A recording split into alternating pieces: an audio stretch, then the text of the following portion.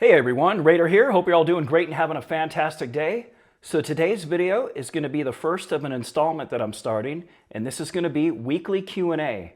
So every week I'm going to take a few questions that I find throughout the week in different videos that I think are worthwhile to share with everyone and to share the answers and to just share my thought process with, and we'll do a video about it once a week. So I think it'll be a cool little thing. The channel's starting to pick up quite a bit of traction. I really do appreciate all of you as well. And I really appreciate all the comments and the questions and the suggestions.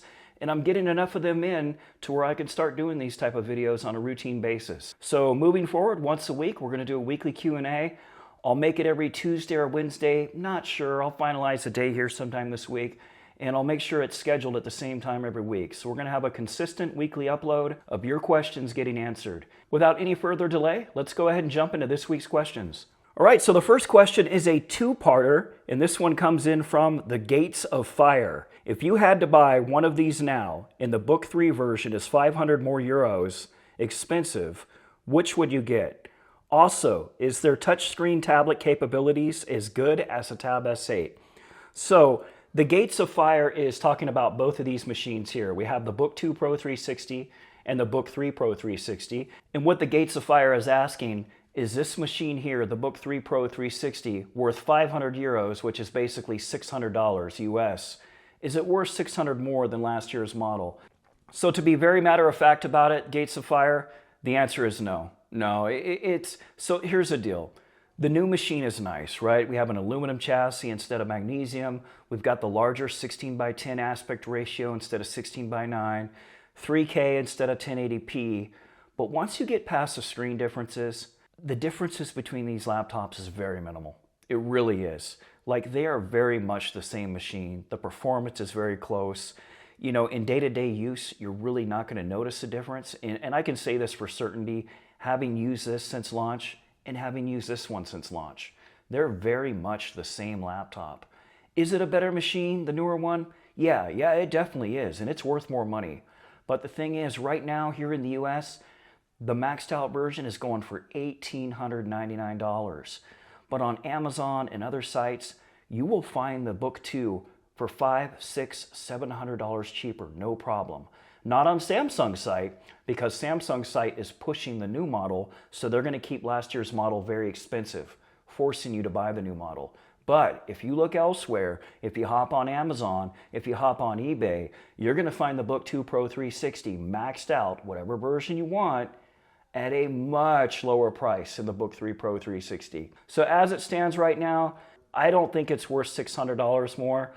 I think it's more like $300 to $400 tops. It is a nicer machine, but it's not going to blow you away if you go from the Book 2 to the Book 3.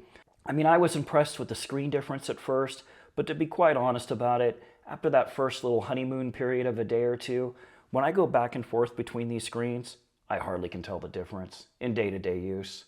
So, I mean, yeah, it's a little better, but it's not $600 better.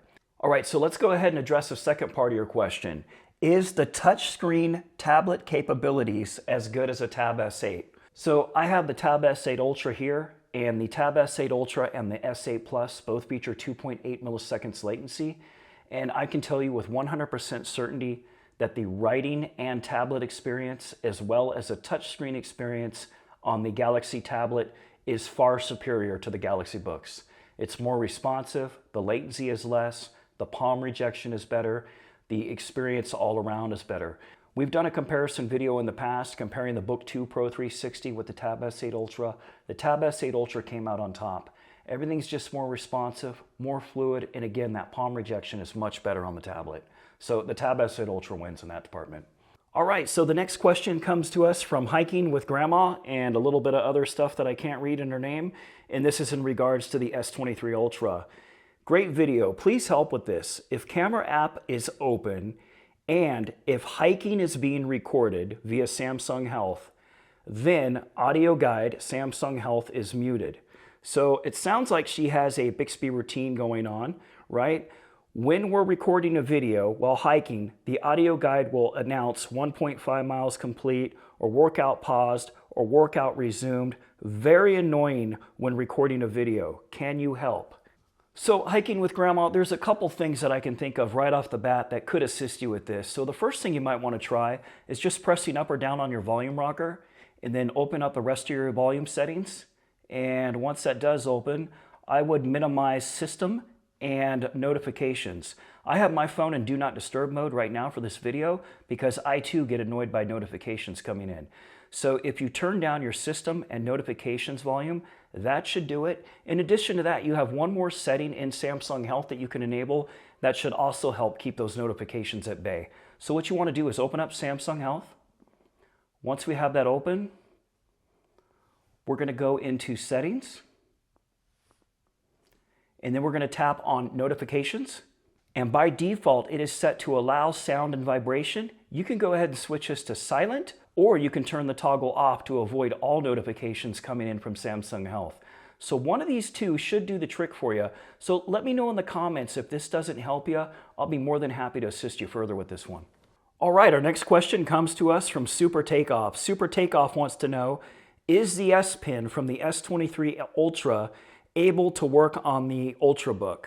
Well, so first off, Super Takeoff, on the Ultrabook, the S Pen's not going to work. The Book3 Ultra does not support the S Pen, nor does it support touchscreen input. So you're only going to get that on models like this. Like this is a Book3 Pro 360.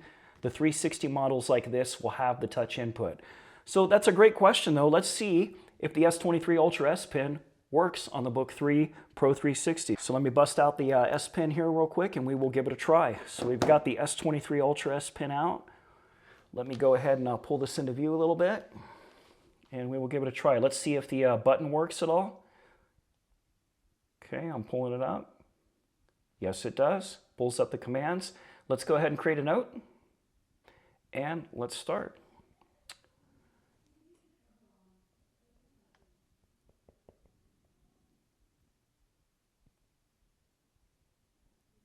All right, so it looks like the pen input works okay. I'm at the edge of the page. Let's see if the eraser function works. Boom, perfect. So the answer is simple. Yes, the S23 Ultra S Pen works just great with the Galaxy Book3 Pro 360. All right, and our final question for this week comes to us from Cesar Herrera. And Cesar wants to know, how do we recharge the S Pen on the Galaxy Book3 Pro 360? So Cesar, these S Pens don't take a charge. So Samsung used to have a model called the Galaxy Book Flex, and the Flex would silo the S Pen in the side, and it would have Bluetooth functionality built into the S Pen, so you can do air commands just like on the S23 Ultra and just like on the Galaxy tablets. But on any of these Galaxy books, like the original Galaxy Book Pro, the Book2 Pro 360, the Book3 Pro 360, any of these that include the S Pen, none of these require a charge. They don't feature the Bluetooth functionality. You just attach them somewhere on your laptop, either here or in the front section here while you're working.